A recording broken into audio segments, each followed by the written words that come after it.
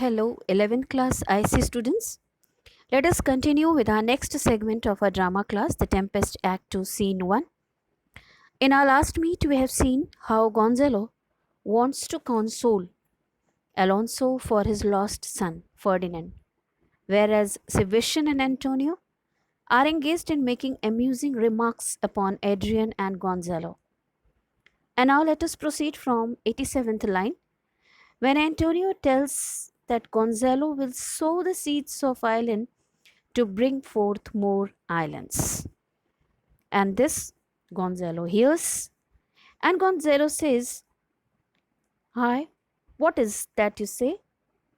Then Antonio says, "Why in good time?" Means Antonio is just saying he will accomplish the impossible in the course of time. Whatever the impossible work, he will accomplish. He is such a talented man. So, again, passing the witty remark. Gonzalo, sir, we were talking that our garments seem now as fresh as when we were at Tunis at the marriage of your daughter, who is now queen. So Gonzalo again saying to Alonso that our garments look fresh as we wore it at Tunis at the marriage of your daughter, who is now queen there. Then Antonio and Sebastian again, they are just joking. And the rarest that ever came there. And now he will say that the rarest queen that Tunis ever had. And Sebastian says, "Bait, I beseech you, widow Dido, except you say again the word widow Dido." I don't I don't want that you say the word again. And then Antonio, he says, "Oh, widow Dido, yeah, widow Dido." Again, he must not say the word. Now Gonzalo says, "Is not, sir, my doublet as fresh as the first day I wore it? I mean, in a sort." So Gonzalo actually wants to divert his mind. So he says, "Is not, sir, my doublet," means jacket, "is looking as fresh as the first day I wore it? I mean, in a sort, I mean, in a sense." Then Antonio, he's saying that sort was well fished for.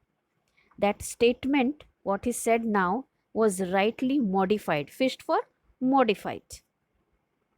So Gonzalo again says, "When I wore it at your daughter's marriage," again he's saying the same thing, Gonzalo also.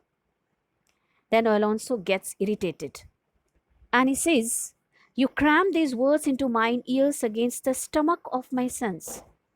You cram means you stuff these words into my ears against the inclination of hearing. I don't want to hear. Would I had never married my daughter there? For coming thence my son is lost. Would I had never, I wish I had never married my daughter there in Africa. For coming thence, because after coming from Africa, in the process, on the way, my son is lost, I lost my son. And in my rate, and according to my calculation, she too, means my daughter is too lost, because now she is far from Italy. I never again shall see her. I don't, I see that I can never see her again.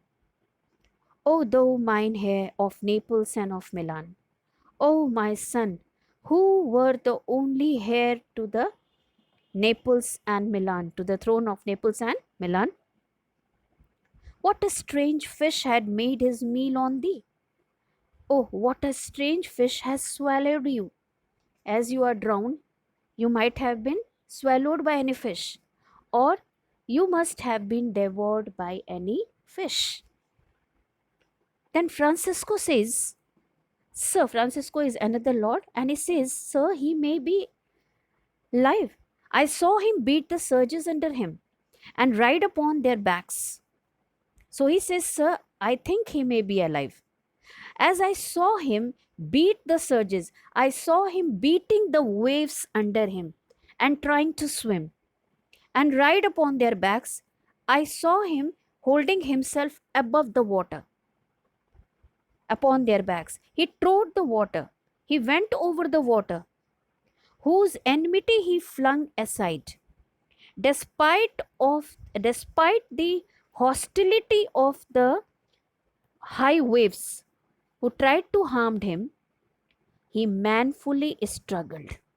He flung aside. He manfully struggled and breasted upon and managed to swim upon the surge most swollen, means the most highest waves that met him, that came on his way. His bold head above the contentious waves he kept, and his bold head was always above the water, above the contentious waves, fighting the stormy waves, struggling waves.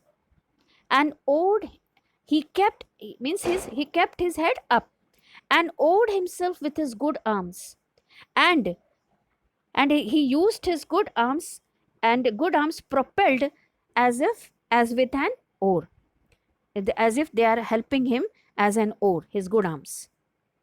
In lusty stroke, in powerful stroke, to the shore, he pushed himself to the shore, that over his wave-worn basis bowed, that looking at him, the the coast seemed to be sloping coast, as if bowing down, so that to make his landing easier, as stooping to relieve him. This coast seemed to be sloping down, as if it is stretching its arms to welcome him.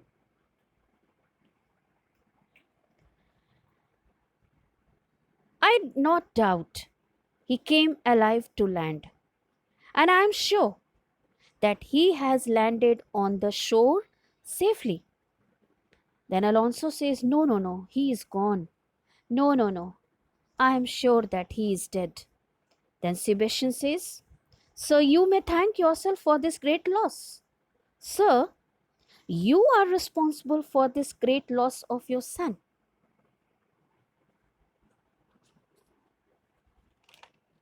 That would not bless our Europe with your daughter, but rather lose her to an African."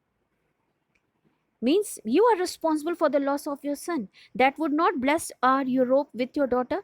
Instead of marrying your daughter to an European king, but rather lose her to an African. You have lost her by marrying her to an African king, where she at least is banished from your eye. Means now she is banished from your eye, you won't be able to see her, who hath cause to wet the grief on it, and you have the good reason to regret upon it. Then Alonso, "Prithee, peace. Oh, please stop." Then Sebastian says, "You were kneeled to and importuned otherwise by all of us, and the fair soul herself weighed between loathness and obedience." So he says, Sebastian says, "We all knelt to you and prayed many times not to marry your daughter there.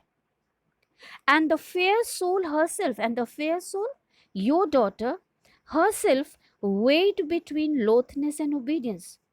She also wavered long between her unwillingness and to be obedient to your decision.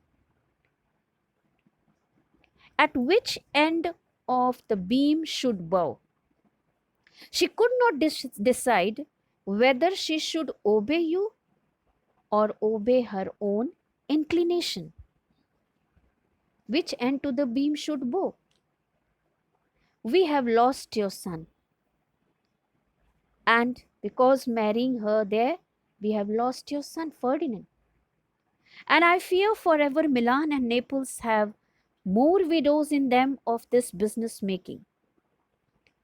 And also, I am afraid of this, that the Milan and Naples, because of this African marriage had added more widows in Milan and Naples because of this marriage. Business making means of this type of marriage. Then we bring men to comfort them, because there are more widows. We have very less men. Then we bring men to comfort. We have very less men to comfort them, as many men are drowned, and the fault is your own. And again, you are responsible for all this loss. Then Alonso says, so is the dearest of the loss. Yes, I am responsible for all the loss. Then Gonzalo, my Lord Sebastian, the truth you speak doth lack some gentleness, and time to speak it in. You rub the sore when you should bring the plaster. So Gonzalo says, my Lord Sebastian, the truth you speak is rather rude. It should be spoken in another way, and time to speak it in. And this is not the proper time to speak like this. You rub the sore when you should bring the plaster. Means you are adding to the pain, to the wound. Sore, wound. You are adding to the pain to the wound instead of treating it. Instead of treating it. Then Sebastian says, very well. And then Antonio, and most certainly, yes, we should treat him like a surgeon. Gonzalo, it is a foul weather in us all, God, good sir, when you are cloudy.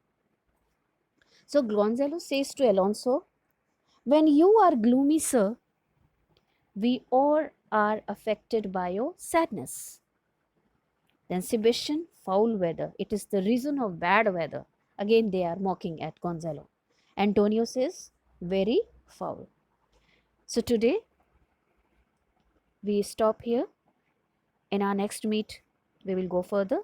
Till then, have a nice time, children. Thank you.